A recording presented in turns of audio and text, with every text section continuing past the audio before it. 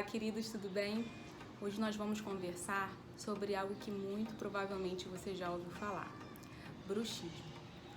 Essa parafuncionalidade consiste no apertamento e no ranger dos dentes. Ela pode ocasionar, geralmente, bastante dores musculares, distúrbios na articulação temporomandibular, que é aquele mecanismo através do qual nós efetuamos a mordida, lesões periodontais, desgastes dentários, entre vários outros problemas. Essa parafuncionalidade ela está relacionada ao estresse e à ansiedade.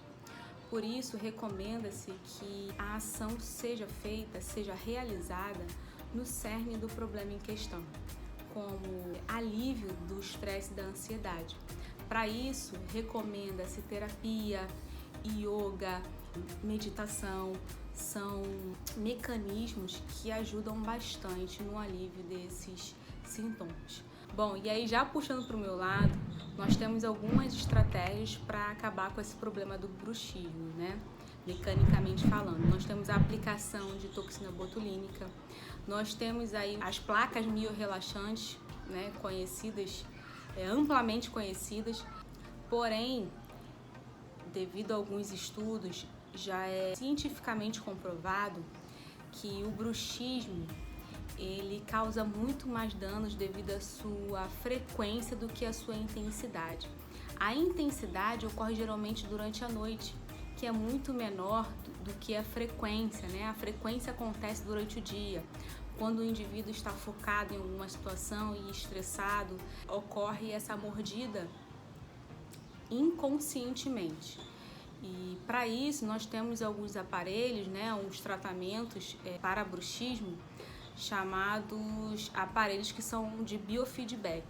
Segundo alguns estudos também, nós sabemos que os hábitos para serem interrompidos demoram de 40 a 60 dias mais ou menos para você inserir um novo hábito ou você tomar consciência daquilo que você fazia erroneamente. E aí nós temos esses aparelhos que são depositados lá no finzinho da arcada dentária, que é onde os dentes se encostam e fazem pressão um sobre o outro, causando diversos problemas.